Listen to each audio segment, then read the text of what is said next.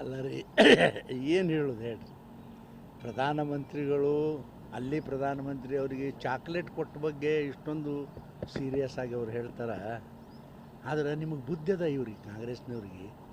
ನಿಮ್ಮ ವಿರೋಧ ಪಕ್ಷದ ನಾಯಕ, ಪಾರ್ಲಿಮೆಂಟ್ ವಿರೋಧ ಪಕ್ಷದ ನಾಯಕ ಒಂದು ಟೀ ಶರ್ಟ್ ಹಾಕ್ಕೊಂಡು ಬರ್ತಾನೆ ಪಾರ್ಲಿಮೆಂಟಕ್ಕೆ.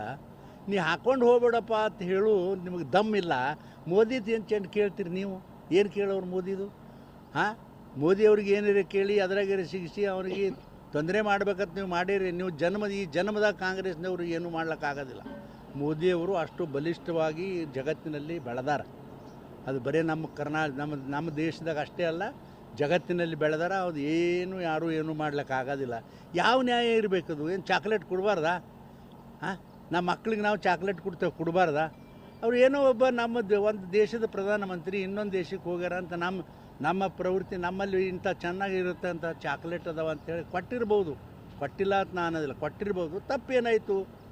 ಅದಕ್ಕೆ ನಾನು ನಿಮಗೆ ಪ್ರಶ್ನೆ ಕೇಳ್ತೀನಪ್ಪ. ಮೋದಿಯವ್ರದ್ದು ಇಟ್ಟೆಲ್ಲ ಹೇಳ್ತೀರಿ, ನಿಮ್ಮ ವಿರೋಧ ಪಕ್ಷದಾಗ ಹೇಳೋ ತಾಕತ್ತಿಲ್ಲ ನಿಮ್ಗೆ. ಸುಮ್ಮನೆ ಹೋಗಿ ಆ ಮೋದಿ ಅವ್ರಿಗೆ ಯಾಕೆ ಗಂಟು ಬಿದ್ದೀರಿ ಅಂತಕ್ಕಂಥದ್ದು ನನ್ನ ಅಭಿಪ್ರಾಯ. ಮೋದಿ ಸಾಹೇಬರು ಅಚ್ಚೆ ದಿನ ಅಂತ ಹೇಳೋದಂತೂ ಖರೆ. ಆದ್ರೆ ಮುಂದಿನ ದಿನಮಾನಗಳಲ್ಲಿ ಮೋದಿಯವ್ರದ್ದಲ್ಲದು.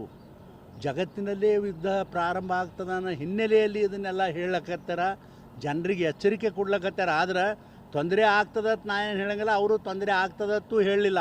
ಪೆಟ್ರೋಲ್ ಏನು ತೊಂದರೆ ಆಗೋದಿಲ್ಲ, ಗ್ಯಾಸ್ ತೊಂದರೆ ಆಗೋದಿಲ್ಲ ಅನ್ನತಕ್ಕಂಥದ್ದು ಅವರು ಹೇಳ್ಯಾರ. ಅದು ತೊಂದರೆ ಆಗೋದಿಲ್ಲ ಅನ್ನೋದು ನಮಗೂ ಅನಿಸ್ಯದ. ಯಾಕಂತಂದ್ರೆ ಇದು ಬರೀ ಮೋದಿಯವರು ಅಚ್ಚ ದಿನ ಅಂದ್ರೆ ಇವತ್ತೇನದ ಎಲ್ಲ ಜಗತ್ತಿಗೆ ದೇಶಕ್ಕೇ ಅಚ್ಚ ದಿನ ಅದ.